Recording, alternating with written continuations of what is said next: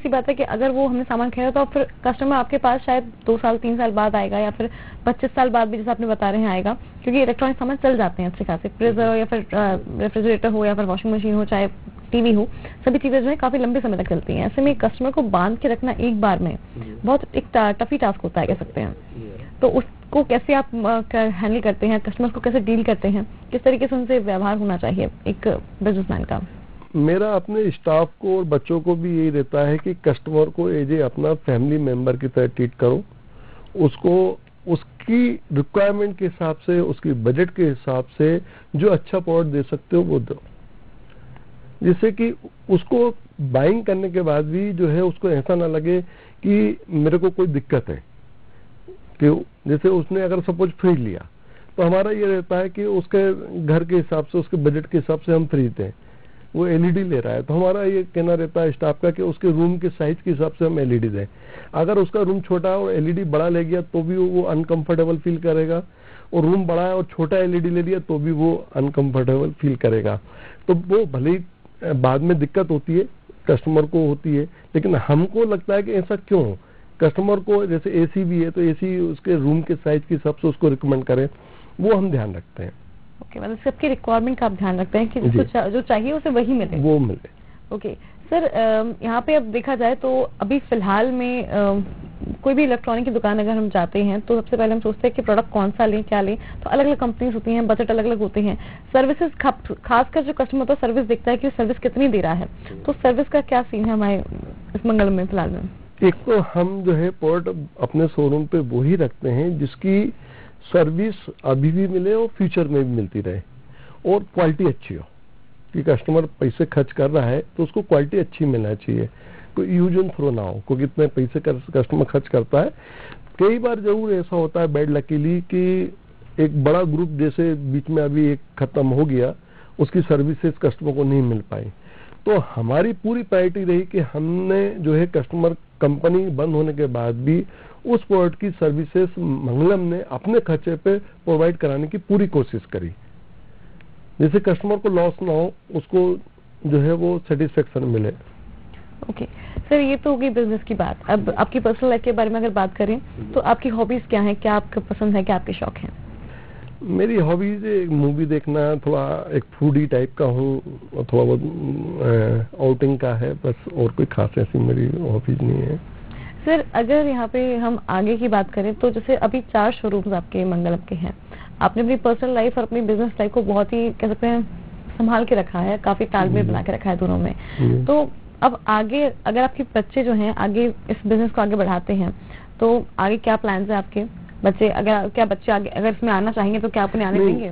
मैंने आपको सर बताया नहीं कि मेरा बड़ा बेटा जब 11th में था तो मैंने उससे पूछा था कि तुम्हारा फ्यूचर प्लान क्या है, तो उसने ही मुझे बोला कि पापा इसी बिजनेस को हम कंटिन्यू करेंगे। तभी मैं आगे बढ़ा, नहीं तो मैं इस बिजनेस को, ये जो बिजनेस आज बड़ा है वो मेरे दोनों बच्चों की वजह से ही बड़ा है, उन्हीं का इंटरेस्ट है और वो फुल फ्लेश इन्वॉल्व है। अब मतलब आज की डेट में 80% बिजनेस मेरे दोनों बेटे संभालते हैं, मैं ऑलमोस्ट सुपरविजन का काम देखता हूँ। और आगे अगर फ्यूचर में भी जो भी एक्सपेंशन होगा वो उन्हीं के हिसाब से होगा, तो इसलिए वो बच्चे फुल फ्लेश इन्वॉल्व हैं इसमें। सर अब यहाँ पे अगर फ्यूचर प्लान्स की बात करें तो आपके फ्यूचर प्लान्स क्या हैं? अब आप अपने आप को क्या देखना चाहते हैं? आपके दोनों बच्चे जो हैं बिजनेस संभाल रहे हैं, ऐसे में अब आप उन दोनों के पास आपका सुपरविजन है, लेकिन जो आने वाले हैं उनके पास आपका सुपरविजन नहीं है, यानी कि जो एंटरप्रेन्योर्स हैं, जो फिलहाल में युवा हैं जो इलेक्ट्रॉनिक के बिजनेस में आना चाहते हैं या फिर कहीं ना कहीं बिजनेस स्टार्ट करने से डरते हैं, तो उनको आप क्या कहना चाहेंगे यहाँ पे?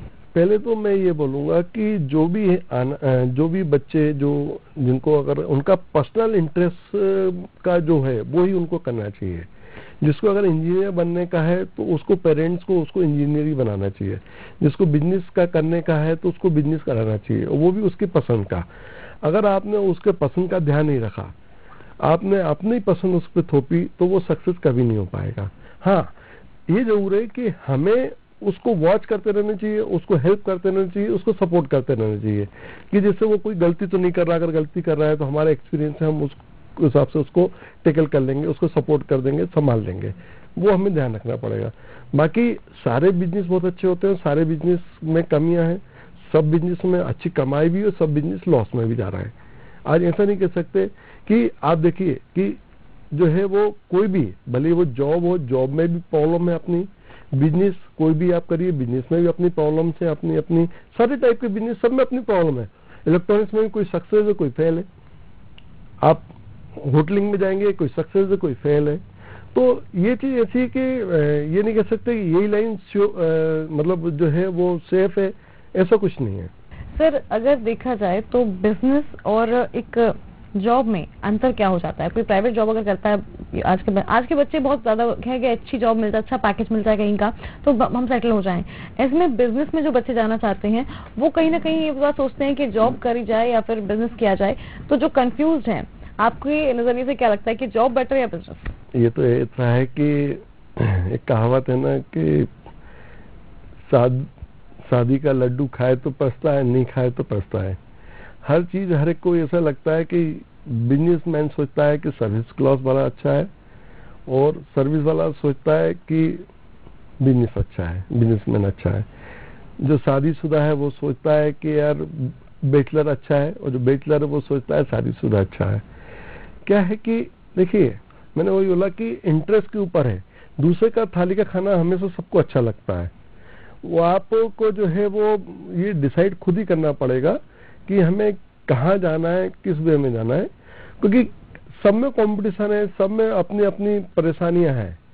आज बिजनेसमैन का साथ देखेंगे तो बिजनेसमैन के वर्किंग आवर्स बहुत ज्यादा है। आज हमको लगता है कि यार जॉब वाला बहुत अच्छा है, 6 बजे फ्री हो जाता है, चले आएगा। जॉब वाला से अगर पूछोगे तो जॉब वाला देखेगा कि यार बिजनेसमैन अच्छा है, अपनी मर्जी से दुकान आ जाएगा, अपनी मर्जी से चले आएगा। जॉब में उसको बॉस को देखना है, जो भी भले वो जिस पोस्ट पे भी हो, मैनेजर है तो उसको जीएम को देखना है, जीएम है तो उसको एमडी को देखना है। तो सबको अपना अपना लेवल पे अपनी परेशानी है, तो सबको एक दूसरे का अच्छा लगता है, लेकिन सब में टफ कंपटीशन है, सब में अपनी अपनी उलझन है। ओके, लेकिन अगर ऐसा देखा जाए तो बिजनेसमैन आई गेस रिस्पॉन्सिबिलिटी ज्यादा रहती है, उसके पास स्टाफ की रिस्पॉन्सिबिलिटी है। वर्किंग आवर्स बिजनेसमैन के ऑब्वियसली ज्यादा है क्योंकि उसे पूरा बिजनेस संभालना है। स्टाफ के आने के पहले और स्टाफ के जाने के बाद सब चीजें हिसाब रहते हैं। हाँ, ये तो है कि बिजनेसमैन के ऊपर रिस्पॉन्सिबिलिटी ज्यादा है, और दूसरी चीज है कि अगर लॉस होगा तो वो उसको खुद को बियर करना है। जॉब वाले को वो चीज नहीं है।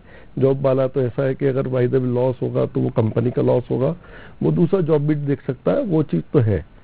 लेकिन हाँ, एक चीज जरूर है कि बिजनेसमैन के साथ बिजनेसमैन बच्चे भी उनके साथ हो जाते हैं। जैसे आज मेरे बच्चे मेरे साथ हैं, तो ये एक प्लस पॉइंट है कि बच्चे हम साथ में रात को जो है एक साथ तो बैठते हैं कम से कम।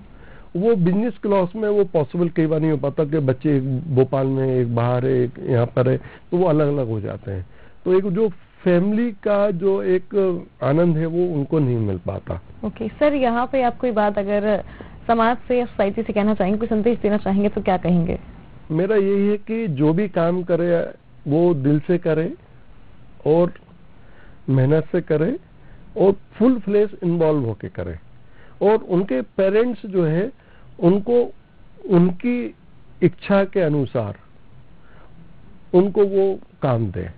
Thank you so much sir, आज हमारे साथ यहाँ पर जुड़ने के लिए और तमाम सर एक्सपीरियंस साझा करने के लिए। तो हमारे साथ ये थे श्याम सुंदर बंसल जी, जिन्होंने बताया कि किस तरीके से एक छोटी सी दुकान से भी आप शिखर तक का सफर तय कर सकते हैं, यानी कि शून्य से शिखर तक का सफर आप तय कर सकते हैं। लेकिन उसके लिए आपको बस अपने हौसले बुलंद रखने हैं, क्योंकि अगर आपके हौसले बुलंद हैं तो आप किसी भी शिखर तक पहुंच सकते हैं। तो हमारी खास पेशकश शख्सियत में फिलहाल इतना ही। मुझे दीजिए इजाजत, नमस्कार।